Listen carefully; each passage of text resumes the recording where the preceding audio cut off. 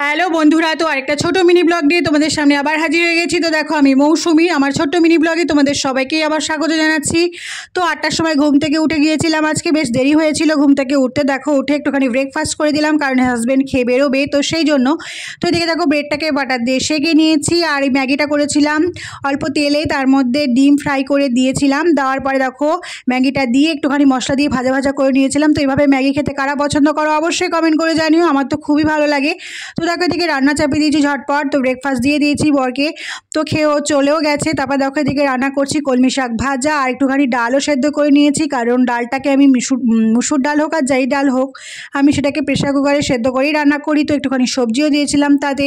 দেখো, আমার রান্না কমপ্লিট। তো কী কী রান্না করেছি সেটা তোমাদের সাথে শেয়ার করি। তো আজকে করেছিলাম সাদা ভাত, কলমি শাক ভাজা, পটল ভাজা, মুসুর ডাল যেটা ছিল পেঁপে আর গাজর দিয়ে, আর দেখো ইলিশ মাছের তেল, ইলিশ মাছ হবে তো ইলিশ মাছের তেল হবে না। আর দেখো, এটা হচ্ছে মাছ ভাজা ছেলের জন্য, কারণ আজকে প্রথম টেস্ট করাবো ওকে। আর আমাদের জন্য দেখো করেছিলাম সর্ষে ইলিশ, এটা একদম সিম্পল উপায়ে করেছিলাম। তো সর্ষেটাকে আর কাঁচা লঙ্কাটাকে বেটে নিয়েছিলাম, তার মধ্যে কয়েকটা কাজু দিয়েছি আর একটুখানি দইও দিয়েছিলাম। দেওয়ার পরে দেখো, সর্ষের তেলে ফোড়ন দিয়েছিলাম কালো জিরে, দেওয়ার পরে সব মশলাটাকে দিয়ে তারপরে মাছটাকে দিয়ে দিয়েছিলাম, ঢেকে রেখেছিলাম। তো কিছুক্ষণ পরেই নামিয়ে দিয়েছিলাম, অবশ্যই কাঁচা লঙ্কা দেবে, টেস্টটা খুবই দারুণ লাগে।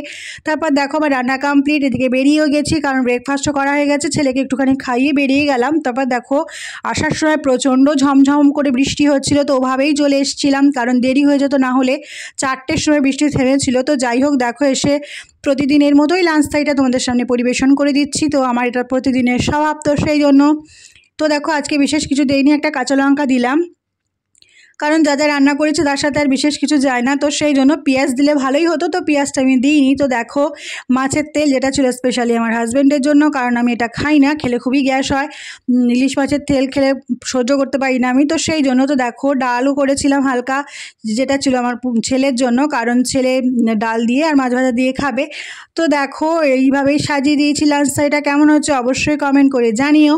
তো দেখো, একটুখানি লাঞ্চ খাওয়ার পরে রেস্ট করে নেব, কারণ খাওয়ার পরে একটু রেস্ট না করলে হয় না। ও আমও ছিল, যেটা তোমাদের বলা হয়নি। তো যাই হোক, দেখো খাওয়ার পরে রেস্ট করার পরে তারপর ছেলেকে পড়াতে বসেছি সন্ধ্যাবেলা। তো ব্লগটা কেমন লাগলো অবশ্যই কমেন্ট করে জানিও। শুভরাত্রি, সবাই খুব ভালো থেকো।